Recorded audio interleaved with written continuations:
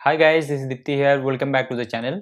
तो आज के वीडियो में हम डिस्कस करने वाले हैं सीपी यानी कि कॉम्पिटिटिव प्रोग्रामिंग के बारे में। तो हम जब डीएससी प्रिपरेशन स्टार्ट करते हैं, अपना इंटरव्यू प्रिपरेशन स्टार्ट करते हैं, तो हमारे दिमाग में बहुत सारे क्वेश्चंस आते हैं सीपी से रिलेटेड। जैसे क्या सीपी मैंडेटरी है to crack product based companies? अगर है तो हमें कितना टाइम स्पेंड करना चाहिए सीपी को लर्न करने के लिए, और सीपी करने का क्या बेनिफिट्स होते हैं जो ऐड होते हैं हमारे डीएससी प्रिपरेशन या फिर इंटरव्यू प्रिपरेशन के लिए। और हमारे दिमाग में ये भी कंफ्यूजन आता है कि सीपी के अलावा भी बहुत सारे लोग गूगल, अमेजन, माइक्रोसॉफ्ट क्रैक करते हैं जो हमें लिंक्डइन में देखने को मिलता है। तो उन लोगों का सीक्रेट क्या है या सीक्रेट क्या था कि वो लोग इन कंपनीज को आसानी से सीपी के बिना ही क्रैक कर लिए। और लोगों के दिमाग में ये क्वेश्चन भी आता है कि is there any disadvantage of doing CP? तो अगर आपके दिमाग में ये सारे क्वेश्चंस और डाउट्स हैं तो ये वीडियो आपके लिए है। So without any further delay, let's get started.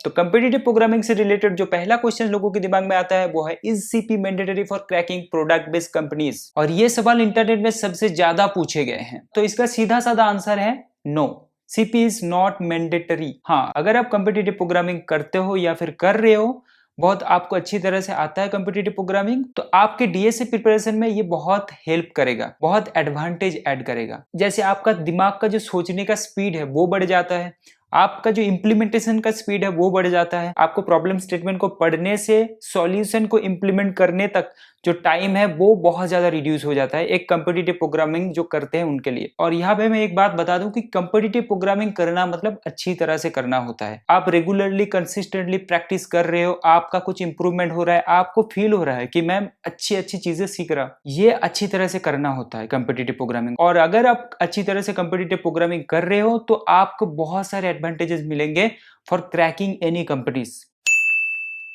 तो लोगों के दिमाग में ये आता है कि what are the advantages that CP adds for cracking product based companies. तो कॉम्पिटिटिव प्रोग्रामिंग के बहुत सारे फायदे हैं अगर आप करते हो तो।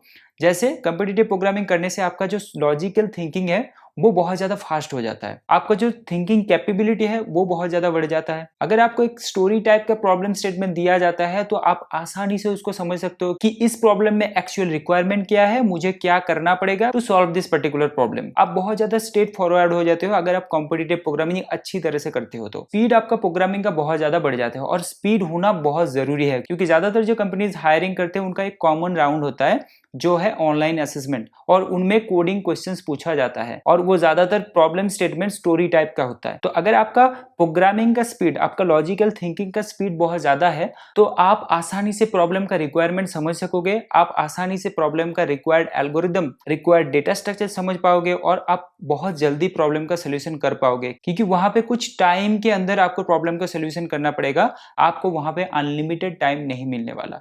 तो अगर आप कॉम्पिटिटिव प्रोग्रामिंग करते हो, आप कोई कॉम्पिटिटिव प्रोग्रामिंग के कंटेस्ट में बैठते हो, तो आपको प्रैक्टिस हो जाता है कि एक टाइम के अंदर कैसे प्रॉब्लम को फास्ट सोल्यूशन करके सबमिट कर सकते हैं हम, और वो भी करेक्ट। तो ये कॉम्पिटिटिव प्रोग्रामिंग करने का बहुत ज्यादा फायदा है। और दूसरी कॉम्पिटिटिव प्रोग्रामिंग का फायदा ये है कि एक ही एल्गोरिदम को कॉम्पिटिटिव प्रोग्रामिंग के जो क्वेश्चंस आते हैं वो उनमें बहुत सारे इनोवेटिव वे में यूज किया जाता है। बहुत सारे अलग अलग एल्गोरिदम को, वो चाहे सिंपल हो या फिर कॉम्प्लेक्स हो, उनको एक ही प्रॉब्लम में यूज किया जाता है। तो आपका जो सोचने का डाइवर्सिटी है वो बढ़ जाता है, आपका एक तरह से हैबिट बन जाता है कि आप प्रॉब्लम को अलग अलग एस्पेक्ट से सोचोगे और सोच के देखोगे कौन सा पैटर्न इस प्रॉब्लम में आ रहा है जिसको मैं यूज करके इस प्रॉब्लम का सोल्यूशन दे सकूं। तो ये कॉम्पिटिटिव प्रोग्रामिंग करने से बहुत अच्छी तरह से आता है। जैसे फॉर एग्जांपल अगर आप लीड कोड करते हो तो आपको लीड कोड में जो प्रॉब्लम स्टेटमेंट मिलेगा वो बहुत ही स्ट्रेट फॉरवर्ड है। जैसे ऐड टू नंबर्स, इनका प्रॉब्लम स्टेटमेंट बहुत ही सिंपल होता है कि दो नंबर है, दो लिंक लिस्ट में रिप्रेजेंट किया हुआ, तो आपको दो लिंक लिस्ट को जोड़ना है, तो आपको दो नंबर को ऐसे सम अप करना है कि वो एक लिंक लिस्ट में बन जाए। तो ये एकदम स्ट्रेट फॉरवर्ड प्रॉब्लम स्टेटमेंट हो गया। तो आपका जो सोचने का डायरेक्शन है वो एक ही तरफ जा रहा है, आप यहाँ पे दिमाग में प्रेशर नहीं डाल रहे हो। लेकिन कॉम्पिटिटिव प्रोग्रामिंग करने से आपका जो दिमाग का सोचने का डायरेक्शंस होते हैं वो बहुत अलग अलग होते हैं, आपको जो दिमाग का यूज है वो बहुत ज्यादा बढ़ जाता है। तो ये एक कॉम्पिटिटिव प्रोग्रामिंग का प्लस पॉइंट है। तीसरा कॉम्पिटिटिव प्रोग्रामिंग के ये फायदा है कि आप जब कोई कंटेस्ट में बैठते हो कॉम्पिटिटिव प्रोग्रामिंग के, तो आपका एक कॉम्पिटिटिव माइंडसेट बनता है कि मैं इसको जीतूंगा, जो कि हमारे इंटरव्यू या फिर ऑनलाइन असेसमेंट में भी होना चाहिए, जो कि एक बहुत अच्छी चीज होती है टू विन एनीथिंग। ये एक बहुत बड़ा प्लस पॉइंट है कॉम्पिटिटिव प्रोग्रामिंग।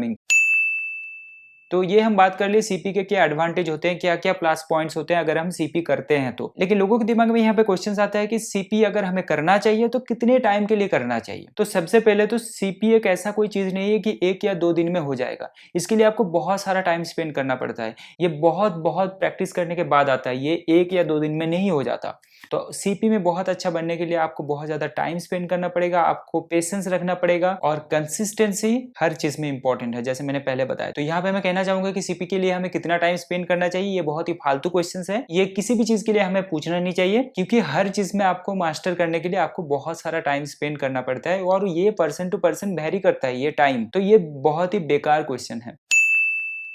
तो हमने सीपी के एडवांटेज के बारे में ऑलरेडी बात कर लिया है, सीपी मैंडेटरी है कि नहीं वो भी बात कर लिए। अभी बात करते हैं सीपी के डिसएडवांटेजेस के बारे में। So there is no doubt कि सीपी करने से हमें प्रॉब्लम सॉल्विंग बहुत अच्छी तरह से आने लगते हैं, लेकिन सीपी का कुछ लिमिटेशन है कि कॉम्पिटिटिव प्रोग्रामिंग सारे एल्गोरिदम और डेटा स्ट्रक्चर को कवर नहीं करते हैं। जैसे फॉर एग्जाम्पल अगर कोडसेप या कोडफोर्सेस पे जाओगे तो इनका जो क्वेश्चन होते हैं ये बहुत सारे डेटा स्ट्रक्चर या एल्गोरिदम को यूज नहीं करते हैं अपने इन सारे क्वेश्चन को प्रॉब्लम स्टेटमेंट को बनाने के लिए। जैसे फॉर एग्जाम्पल लिंक लिस्ट का यूज आपको कोडसेप या कोडफोर्सेस में नहीं मिलेगा, लेकिन लिंक लिस्ट एक बहुत इंपॉर्टेंट टॉपिक होता है जो गूगल, अमेजन, माइक्रोसॉफ्ट इन सारे कंपनीज में इंपॉर्टेंटली आस्क किया जाता है इंटरव्यू के अंदर। तो आपको लिंक लिस्ट सीखना चाहिए। लेकिन अगर आप सिर्फ कॉम्पिटिटिव प्रोग्रामिंग करते हो तो लिंक लिस्ट और लिंक लिस्ट जैसे बहुत सारे ऐसे डेटा स्ट्रक्चर एल्गोरिदम है जो आप अवॉइड करके जाओगे, आप इग्नोर कर दोगे, आप लर्न ही नहीं करोगे। तो अगर आप सोच रहे हो कि आप कॉम्पिटिटिव प्रोग्रामिंग कर रहे हो, आप कॉम्पिटिटिव प्रोग्रामिंग बहुत अच्छा हो और सिर्फ सीपी करने से आपका इन सारी कंपनीज में जॉब लगने वाला है, तो आप गलत सोच रहे हो। क्योंकि जो लोग कॉम्पिटिटिव प्रोग्रामिंग करते हैं उनको बहुत अच्छी तरह से कॉम्पिटिटिव प्रोग्रामिंग आते हैं। कोई कोडसेप में 5 स्टार 6 स्टार है, कोड फोर्सेस में कैंडिडेट मास्टर मास्टर है, लेकिन उनको भी इन सारे प्रोडक्ट बेस्ड कंपनीज को क्रैक करने के लिए अलग से डीएसए प्रिपरेशन करना पड़ता है, क्योंकि सारे डेटा स्ट्रक्चर या फिर एल्गोरिदम सीपी में कवर नहीं होता है। तो अगर आप सीपी कर रहे हो और आपको प्रोडक्ट बेस्ड कंपनीज में जॉब चाहिए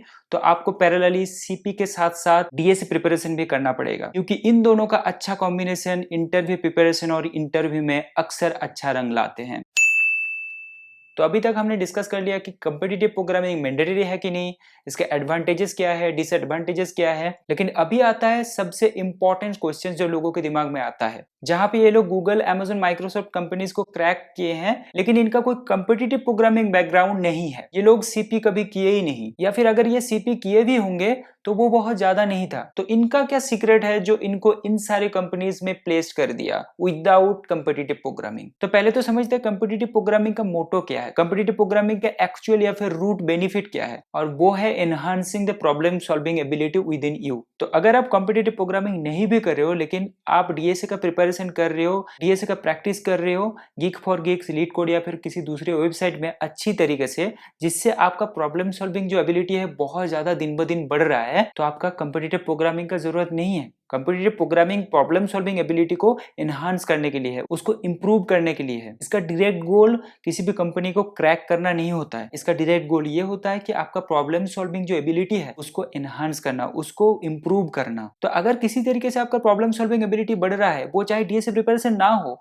वो चाहे कॉम्पिटिटिव प्रोग्रामिंग ना हो, वो चाहे इवन प्रोग्रामिंग ना हो, तो आपको कुछ नहीं चाहिए, आपको प्रॉब्लम सॉल्विंग एबिलिटी चाहिए इन सारे कंपनीज को क्रैक करने के लिए। गूगल, अमेजन, माइक्रोसॉफ्ट ये सारे कंपनीज को चाहिए क्या, प्रॉब्लम सॉल्विंग एबिलिटी। जो उनके रियल लाइफ प्रॉब्लम्स इनके कस्टमर फेस करते हैं उन प्रॉब्लम्स को आपको सॉल्व करना है। जब आप इंडस्ट्री में जाओगे, इन सारे कंपनीज में जाओगे, तो क्या आपके अंदर वो प्रॉब्लम सॉल्विंग एबिलिटी है तो आपको सिलेक्ट कर लिया जाएगा। उनको इस सब से कोई मतलब नहीं है कि आप कॉम्पिटिटिव प्रोग्रामिंग किए हो या फिर डीएसए किए हो, लेकिन आपको डीएसए क्वेश्चन पूछा जाएगा, आपको प्रोग्रामिंग रिलेटेड ही क्वेश्चन पूछा जाएगा। लेकिन अगर किसी तरीके से आपको ये सारे क्वेश्चंस का पता है, आपको प्रॉब्लम सॉल्विंग एबिलिटी है, तो आप सिलेक्ट हो जाओगे। उसके लिए कोई कॉम्पिटिटिव प्रोग्रामिंग मैंडेटरी नहीं है। तो ये जो क्वेश्चन है कि लोग कॉम्पिटिटिव प्रोग्रामिंग के बिना ही किसी कंपनीज को क्रैक कर रहे हैं, तो इसमें कोई बड़ी बात है नहीं। इसमें बड़ी बात यह है कि उन लोगों का प्रॉब्लम सॉल्विंग आता है विदाउट डूइंग कॉम्पिटिटिव प्रोग्रामिंग। तो आपको ये सारे क्वेश्चंस में फोकस नहीं करना चाहिए कि कॉम्पिटिटिव प्रोग्रामिंग करना चाहिए कि नहीं, कॉम्पिटिटिव प्रोग्रामिंग मैंडेटरी है कि नहीं, एडवांटेज क्या है, डिसएडवांटेज क्या है, कि ये सारे क्वेश्चंस में आप फोकस मत करो। आप देखोगे कि दूसरे बंदे